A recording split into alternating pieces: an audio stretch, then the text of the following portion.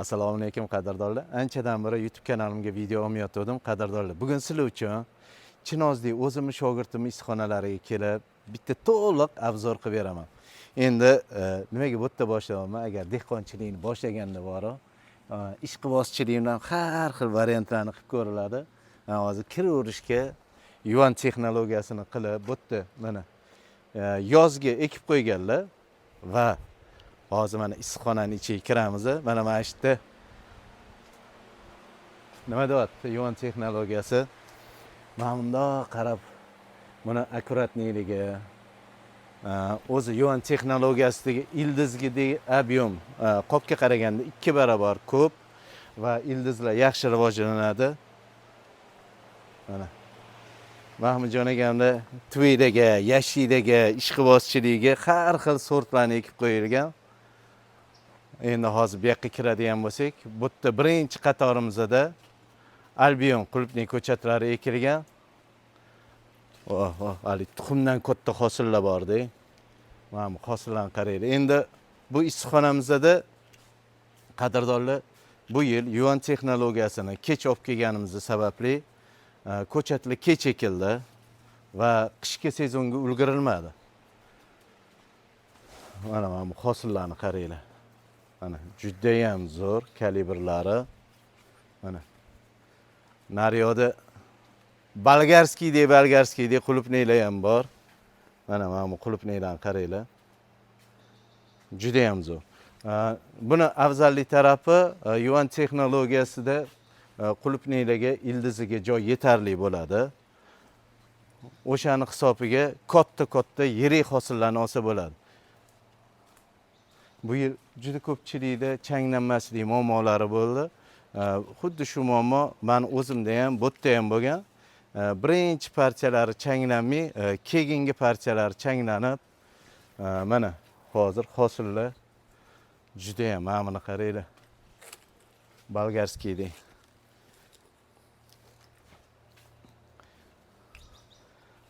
Voh, mana buni. Endi nimaga solishtirasizlar qadrdonlar buni? Hosili juda ham katta, bolgarskiy bo'lib yotibdi.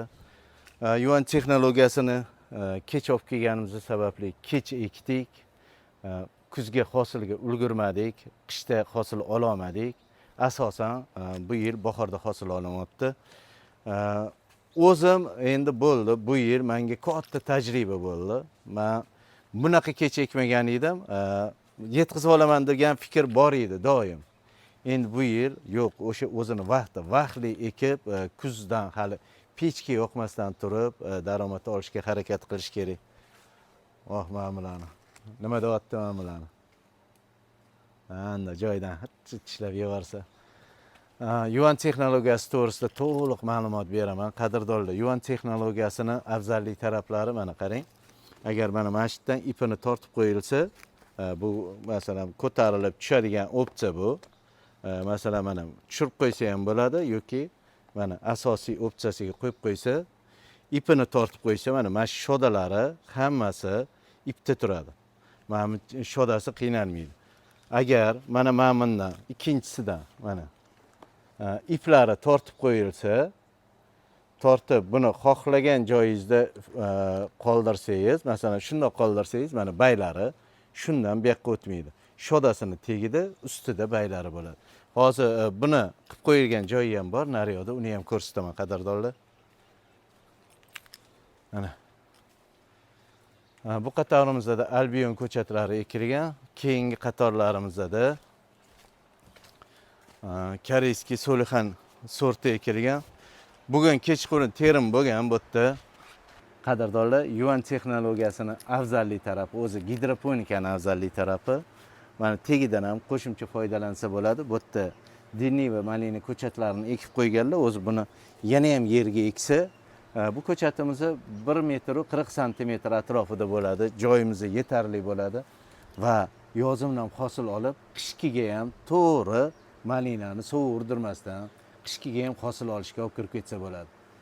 Fikringlarni kommentariyada yozib qoldiringlar. To'g'ri fikrmi? Keyin ko'pchilik so'raydigan qo'shimcha buni faqat bir qator qilinadimi? Yo'q, qadrdonlar. Agar orasini kengroq qilib, yonidan yana qo'shsanglar bo'ladi. Endi mana bunaqa ikki qator emas, mana bunaqa shaxmatni qilib qo'yilsa, yana ikkita qator qo'shsa bo'ladi. Xudo xolasa, agar sizlarga qiziq bo'lsa, kommentariyada qiziq deb yozinglar. Men o'zimni dalamda mana shunaqa kombinatsiyalarni hozir quyoshni tushishi, aylanishidan hammasini hisob kitobini olamiz va variantlarini yaqin kunlarda katta video qilaman. Va qadrdonlar, iplari tortib qo'yilgan joyga keldik. Mana shunaqa iplar tortilgan bo'lsa, shodalari ipda turadi va mana bu baylari mishet qilmasligi uchun bu yerdan ham ip tortib qo'ysanglar, baylari ham bir tekisda turadi. Yuan texnologiyasi to'g'risida o'zingizlar fikringlarni yozib qoldiringlar. Men bu texnologiyani o'zi orzu qilardim. Mana shunaqa issiqxona, mana shunaqa gidroponikam bo'lishini. Talab qanaqa bo'ladi? Birinchi talabim narxi arzon bo'lsa-da, zo'r bo'lsa-dirdan. Bor. Bundan-da zo'r texnologiyalar bor. Hali ko'tarib tepaga olib chiqadi, pastga olib chiqadi, lekin ularning narxi o'zini oqlaydigan darajada emas.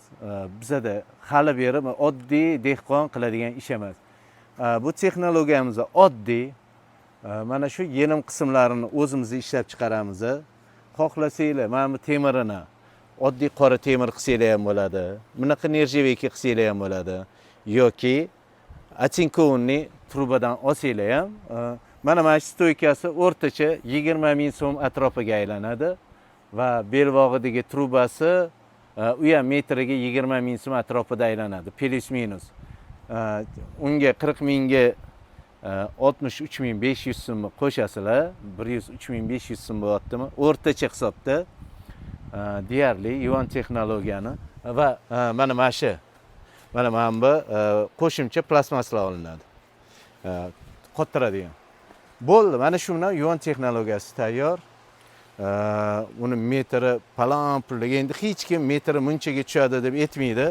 Agar masalan hisoblanadi ko'pchilik, o'zim qilsam arzonga tushadi deydi-yu, agar har bitta ishlayotgan ishchini hammasini detalni hisoblasanglar, unaqa arzon tushmaydi. Qadrdonlar, Yuan texnologiyasini men o'tgan yil kech o'rnatdim, kech ekdim va natija kechga qolib ketdi. O'shaning uchun qadrdonlar, vaqtida ekiladigan vaqtdan oldin hamma narsa Yuan texnologiyasi, istash tizimi, hamma narsa tayyor bo'lsa, o'shanda natijaga chiqasizlar.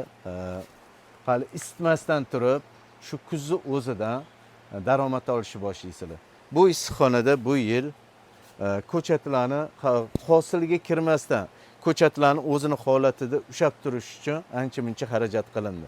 Meni o'zimning issiqxonamda ham shunaqa holatlar bo'lmasligi uchun vohli harakat qilib, Yuan texnologiyasini olib yoki boshqa texnologiya qilsanglar ham o'zingizlarda endi vaqtida hamma tayyorgarchilikni qilib qo'yinglar. Yuan texnologiyasiga qiziqayotganlar telefon raqam qo'yaman, hamma qo'shimcha ma'lumotlarni olib tez xarid qilsanglar bo'ladi. Qadrdonlar, sog' bo'linglar, salomat bo'linglar.